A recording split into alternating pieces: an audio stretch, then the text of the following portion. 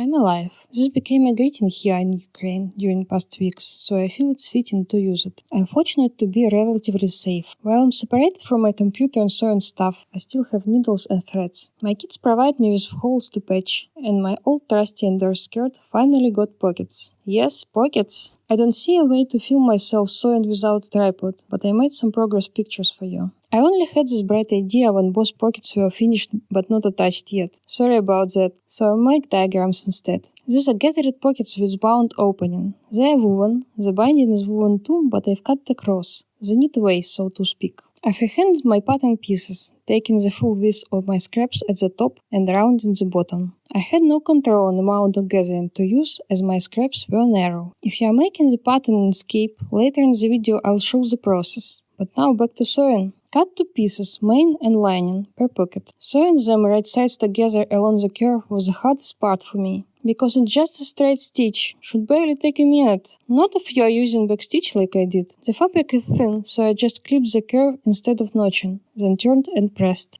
I've used a single line of running stitch along the open edge for gathering. I pulled it around the widest part of my hand and left some slack, less than 1 cm of ease when finished. Keep in mind your seam allowance for sewing the pocket on. Mine is barely 2 mm for whip stitch. Or is it saddle stitch? I keep mixing them up. It's a lot like tiny zigzag with points landing on the pocket edge. Not sure which stitch I've eventually used, but here are some pictures. That comes later. Now, after fixing the gathering in place, we need binding strips. I figured full width of my scraps would be enough and cut some 3-4 cm wide strips. Should have gone wider, maybe 5 cm. With thin fabrics it's easy to fold the excess. Along the length I've used some 3 cm on each side to get a clean finish. For binding I had an option for totally invisible finish, but decided against it. Mainly because it would rely on the first binding seam too much. It's possible to make a very strong backstitch, but I'm not there yet.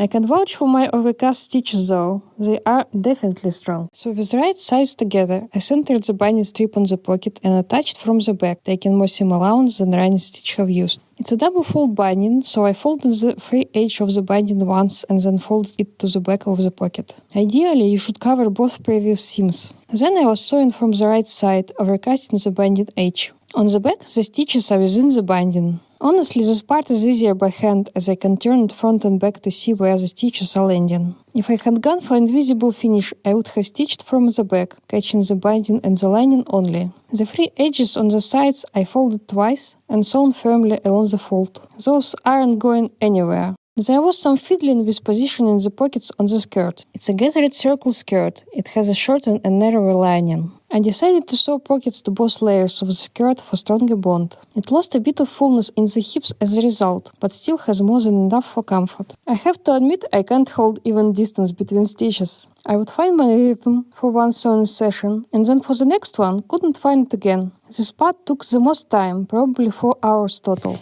Finally, the pockets are attached and hold my phone and handkerchief just fine. For creating a pattern, start with loose measurement around the widest part of the hand. This will be the finished pocket opening. Decide on pocket depth. Mine reaches the wrist, but that's totally accidental. Inkscape welcome screen is just that, no need to change anything. I'd like to remove the page border, so File, Document Properties, and uncheck this option. Change units at the top to your preferred ones. It's better to close document options afterwards. We'll draft the pocket on fold out of rectangle shape. With Rectangles tool, make a rectangle. Use half of the opening measurement at the width and full depth at the height. You can literally write number divide by 2 in the field. We don't need one of the bottom corners of rectangle, so I'll just delete that note. Before we can do that, we need to convert the rectangle to path. Menu Path, Object to Path.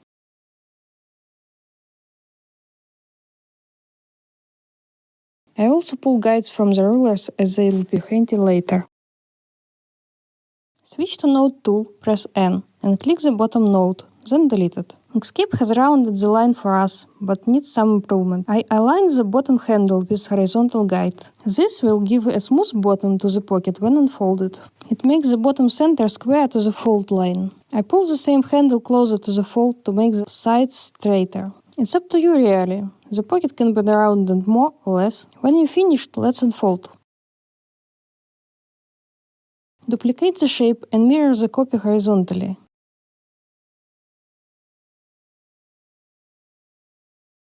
Pull it to the fold line until it snaps.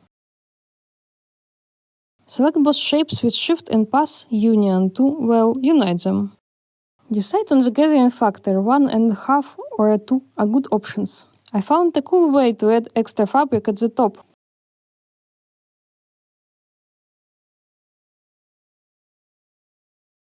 Object Transform will show another panel. We need the scale tab there.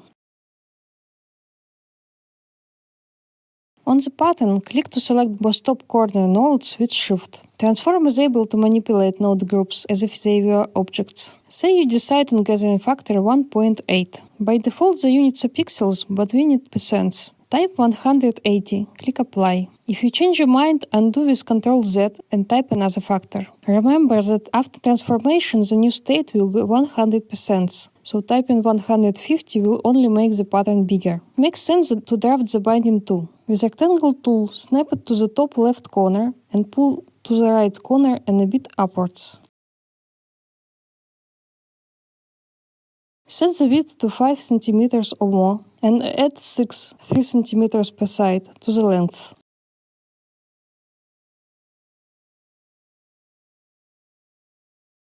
I'd like to mark the corners of both the pocket and the binding. There is a tool for that. Object, Align and Distribute. We want the center lines to align vertically, so I click the setting for that.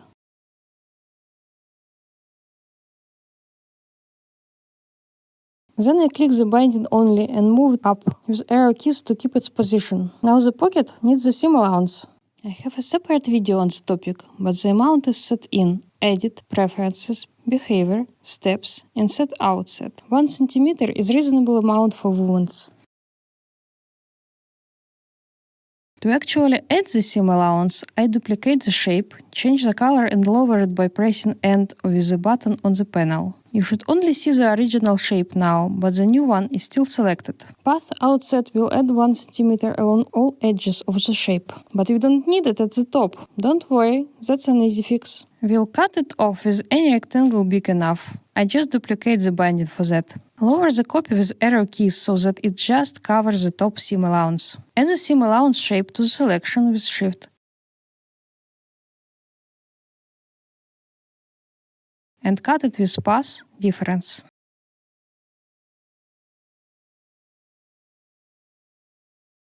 For the center notches, I pull the guides through the middle arrows of the binding. Switch to Path tool and click 2 times above and below the patterns. The line is too thin in my case, so I right-click the stroke width in the lower right corner and set it to be wider. To make it projectable, I save as PDF and give it a descriptive name.